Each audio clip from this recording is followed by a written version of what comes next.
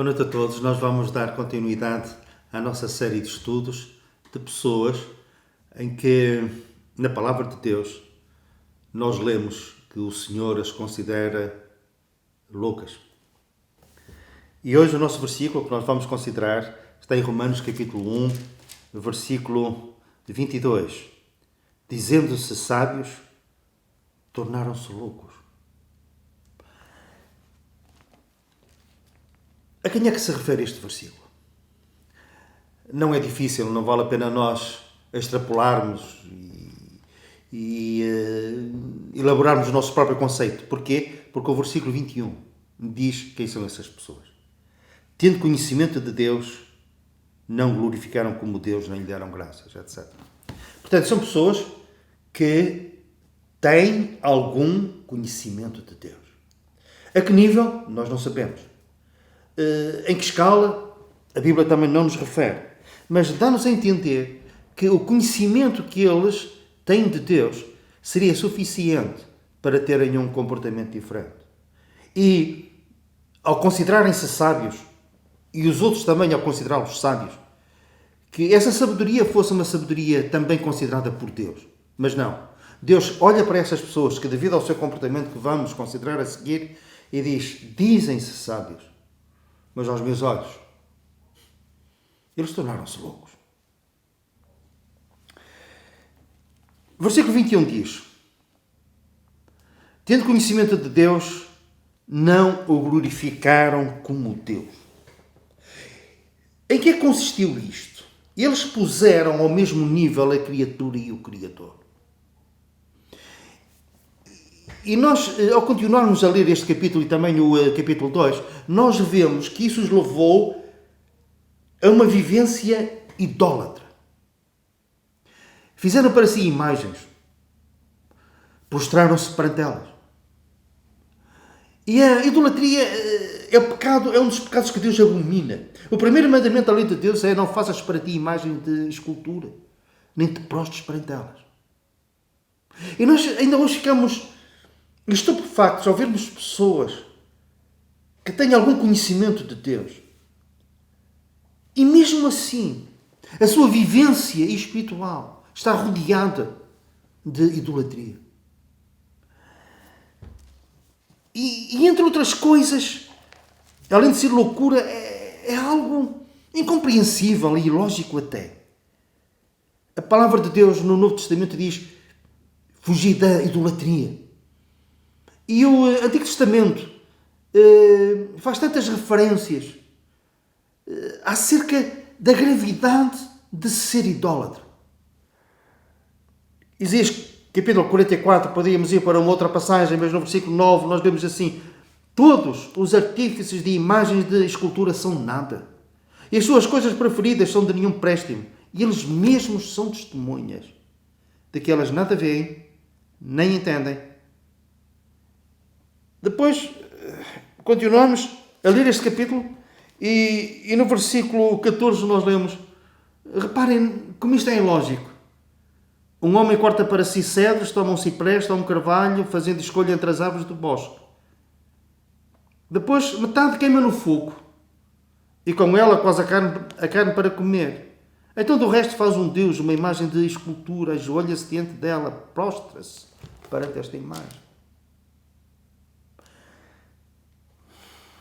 Mais comentários para quê? Tornaram-se idólatras. A nossa passagem diz também que não glorificaram como Deus, caindo na idolatria, nem lhe deram graças, não foram agradecidos. E se nós não tivermos cuidado, nós vamos cultivando um espírito de independência e de autossuficiência. Em certas situações até podemos clamar ao Senhor, pedir-lhe ajuda. Mas depois de ultrapassada a tempestade, vinda a bonança, nós achamos, ou pensamos, ou os outros pensam, que foram eles que acalmaram o vento e deram ordens às ondas do mar para que o mar sossegasse. Não. Todo o dom perfeito, toda a boa dádiva desce do alto, vem do Pai das luzes, vem do Senhor. O dom da vida eterna, o salário do pecado é a morte, mas o dom gratuito de Deus é a vida eterna por nosso Senhor Jesus Cristo. Não podemos ganhar o céu, não podemos ganhar a vida eterna, não temos meios, não temos capacidade para isso. É uma dádiva de Deus. Sejamos gratos pelo dom da vida eterna. E acima de tudo pelo dom maior, que é o próprio Senhor Jesus Cristo. Nós damos graças a Deus pelo seu dom inefável. O dom inefável de Deus é inexplicável, excede todo o nosso entendimento. Ele não somente nos deu Jesus, mas deu-nos Jesus com o propósito de nós termos a vida eterna, porque Deus amou o mundo de tal maneira que deu o seu Filho unigênito, para que todo aquele que nele crê não pereça, mas tenha a vida eterna. E devemos ser agradecidos. Parar, voltar para trás e fazer aquilo que o leproso fez, ao contrário dos 9 leprosos que não foram gratos. Ele voltou para agradecer. Ele voltou para agradecer a cura da lepra. E o Senhor é um homem agradecido, também lhe disse: vai em paz. Os teus pecados te são perdoados. Gratos, pararmos uma e outra vez. Voltarmos para trás e dizemos: Senhor, quero-te agradecer outra vez por aquilo que sou, por aquilo que tu me tens dado, pelo dom da vida eterna, pelo dom maior que é o próprio Senhor Jesus. Voltar para agradecer. Mas eles, dizendo-se sábios, tornaram-se loucos. Porquê? Porque mudaram a verdade de Deus em mentira. Lemos isso no versículo 25. Conheciam alguma verdade? Admitimos que sim. Só que eles, a essa verdade, eles misturaram mentira, misturaram os seus próprios conceitos, a sua própria interpretação, as tradições dos homens. E o Senhor diz: mudaram a verdade em mentira. Nunca houve tantas fontes de informação como hoje.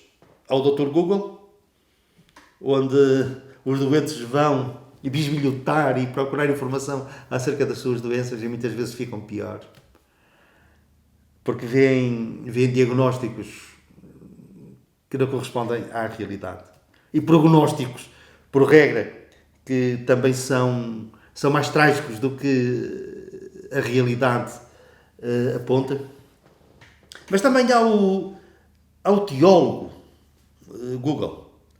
E houve um pregador aqui e outro acolá, e um estudo e tal, e as pessoas cada vez dão menos valor àqueles que o Senhor colocou na igreja como mestres, doutores da palavra de Deus. E assim vão construindo a sua teologia, os seus conceitos acerca de Deus, acerca da palavra de Deus, numa base que não passa de terreno arenoso. Não é uma construção sólida, alicerçada no conhecimento sério, profundo da palavra de Deus. Temos de ter cuidado em relação a isto.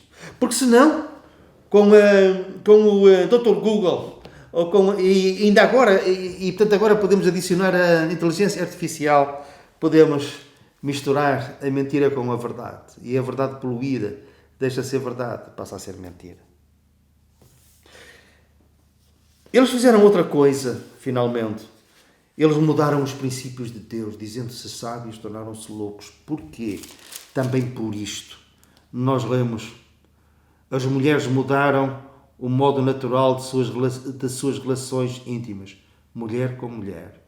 Semelhante os homens também, deixando o contacto natural da mulher, se inflamaram mutuamente, homens com homens, cometendo torpezas, ou, como diz outra versão, atos indecentes. Isto não é louvável, isto é condenável aos olhos de Deus.